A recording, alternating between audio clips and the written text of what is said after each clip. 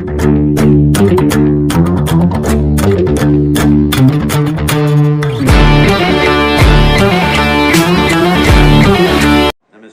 to everyone.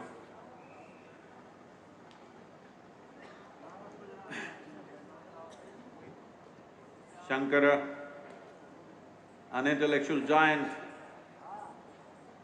a genius of linguistics, above all, a spiritual light, pride of India. But we have special pride that he is from the south.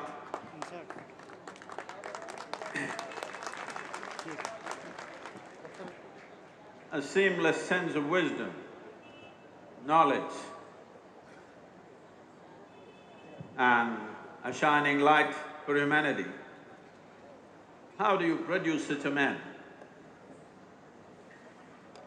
Obviously, if someone has to show that level of wisdom at a very early age, in that brief span of life,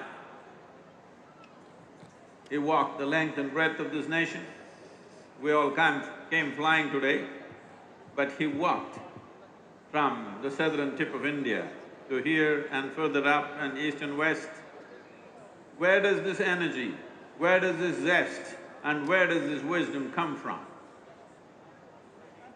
Just to take one aspect, he comes from a village, today a small town called Kaladi. Kaladi literally means beneath the feet. This is the fundamental nature of this culture. Bharat means we always learned how to be at the feet of the divine, to be Kaladi always. Not a culture of pumped up pomp, but a culture of natural piety. With this, just with this one aspect, we could produce great beings.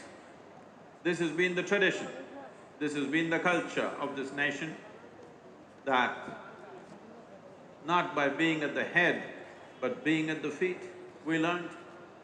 By being at the feet, we evolved. By being at the feet, we blossomed. By being at the feet, we became shining lights to the rest of the world for a long time. It's once again time that we bring back this culture, we bring back this piety, we bring back this sense of humility, which has paid enormous dividend for this culture, that we learned how to bow down.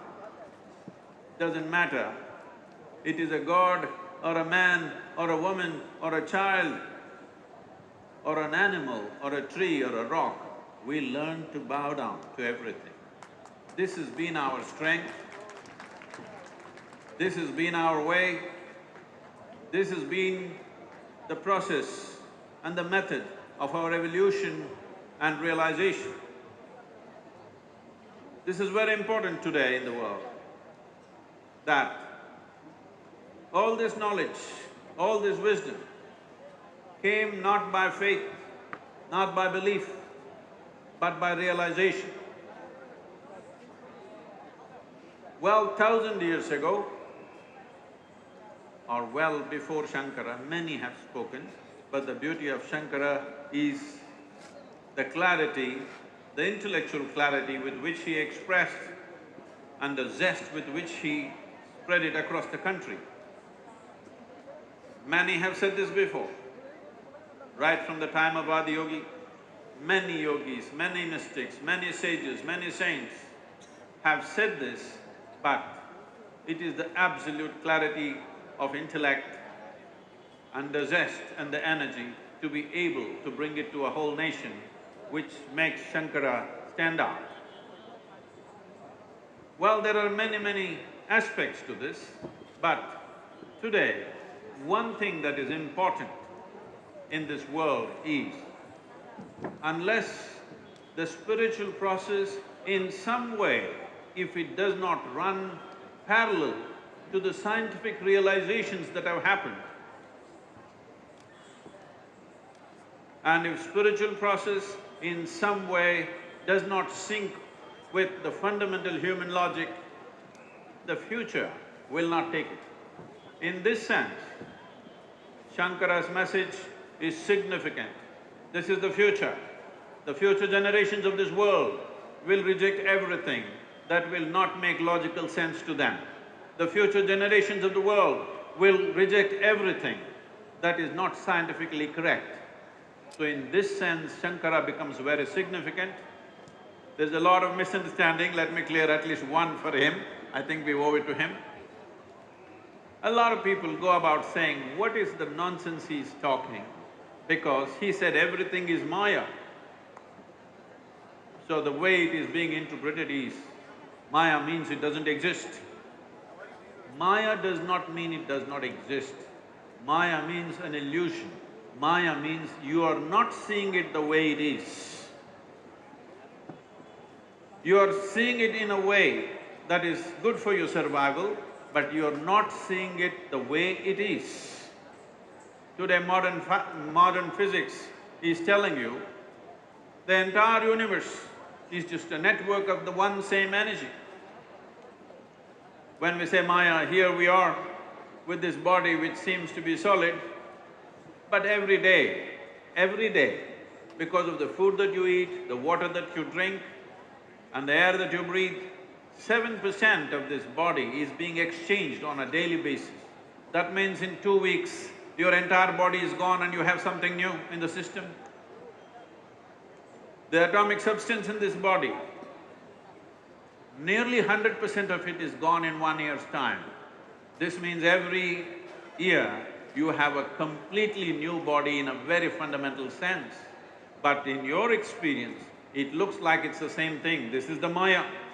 Similarly with the rest of the existence, the way you're seeing it, the way you're perceiving it, the way you're knowing the world through 5 senses is completely off the mark. This is the illusion. When we say a mirage, if you're driving on the road in the highway, you will see far away there seems to be water. Well, when you go there, definitely there is no water. This does not mean there was nothing there. There was some radiation which created this illusion. So this is Maya. What is one thing seems to be another thing. This is the Maya he was talking about. What you think is me is actually everything. This is the Maya. What you think is the other is actually you. What you think is everything is nothing too. That is the Maya he's talking about. Today modern science, after a long haul, has come parallel to what Shankara was talking and many sages of the past were talking. So this will be the future of this world. There's a very beautiful story in Mahabharata that all of you will know. I'm going back to Kaladi because we come from the south, we are at the feet of Bharat Mata. And it has paid off very beautifully for us in so many ways. You remember the story that every grandmother must have told you, that when Arjuna and Duryodhana went to seek support from Krishna for the Kurukshetra war, one stood at the head, the other chose to stand at the feet. That made everything. That decided. That afternoon, when Arjuna stood at the feet, he won the war. This is the significance of this nation, that by bowing down, we rise. We don't rise by elbowing our way. We rise because we bow down to everything. Because our essential nature is this, we are Kaladi. Shankara comes from the village called Kaladi. It is very, very symbolic and important. And now being in Madhya Pradesh, the heartland of India, well, Shivraj ji is trying to turn this into the spiritual heartland because it's time. It is time the spiritual wisdom comes down from the mountains into the cities, into the towns, into the villages, above all, into the hearts and minds of people.